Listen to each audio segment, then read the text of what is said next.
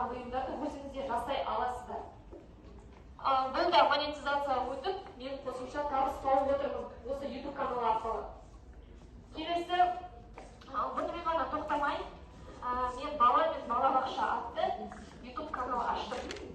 Бұл жерде каналда қазақ тілін дамыту, балаларға ең оңай жолы 20 минутта өзіңіз жасап бітіресіз, бірақ мен қысқартып 5 минутта жасап сіздерге көрсетемін.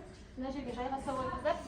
Сіз тәрбиеші келсеңіздер, мына жерге мына жерде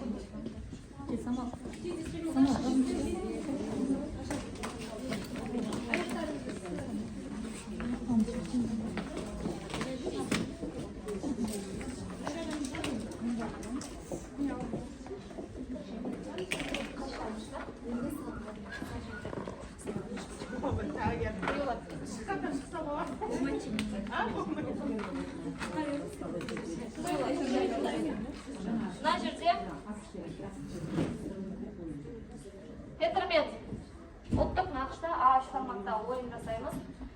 Негізі машинка болмаса, мен өзімде машинка бар, машинка болмаса, мынаны жұқа фетрді қиып, бөліктерге бөлуге 10 бөлікке бөлеміз. А3 формат дөңгелек және қиылған оюлар бар. Қиылған оюлар бір-бір жаққа бір ою, ал неге қысқаштарға бір ою. Яғни қысқаштармен ойын деп аталады. Әр бөлікке қайталанбайтын әр түрлі түсте 10 ою жапсырылады А3 форматқа.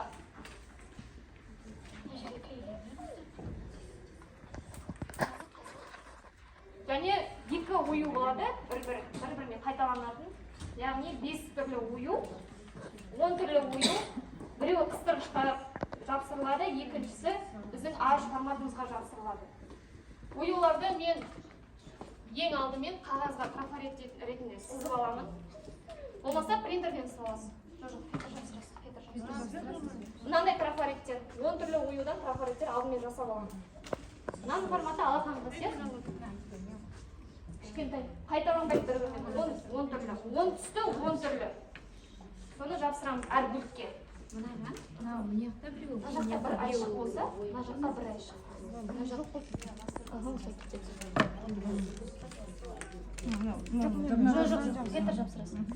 Және де мынандай қыстырғыштар.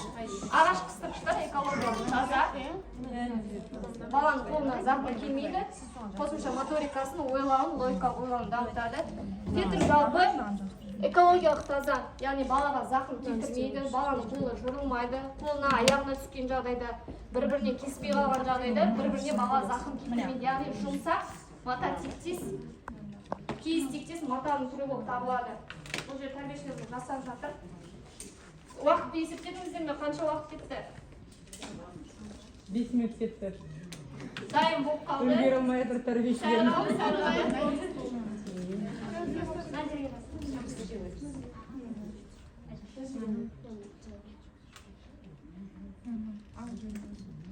Мынау астыңғы жағы. Мына астыңғы жағына жапсырамыз. Қайтадан машинка болмаса, клеймен бәрі тұрғызамыз, ал машинка болса жан-жағын өткізіп шығамыз. Машинка не үшін керек? Мінекей. Емші қылған. Машинка не үшін керек? Машинка эстетикалық талғамға сай болу үшін, әдемі көрнекті көріну үшін және объемный болып көрінеді. Яғни 3D формация. Сондықтан барлығы машинкамен өтеді менде. Не, все кістеміз. Қайырлы күн, саламатсыздар ма, менің оқырмандарым. Бүгін Ақбөбек білім беру орталығында өзімнің жұмыс жасайтын балабақшамда шағын ғана мастер-класс жүргіздім. Бізде конкурс болды, конкурстан бірінші дәрежелі диплом алдым. Бүгінгі жұмысымды өзге тәрбиешілерге, өзге балабақшаның тәрбиешілеріне түсіндіріп көрсеттім. Қысқаша мастер-класс жүргіздім. Өздеріңіз білетіндей, менің каналымнан көріп жүрген А3 форматта ойындар жасауды үйреттім. Мына жерде менде трафареттер, өзге тәрбиешілер келіп, өздері жасап, барлығын көрсетті. Мына жерде мен өзімнің жұмыстарымен таныстырдым. Мына жерде менде фонда менің өзімнің YouTube каналымда өздеріңіз көргендей видеом тұр. Барлық тәрбиешілер риза болып кетті. Бұл Ақтөбе қаласы Ақбөбек білім беру орталығы.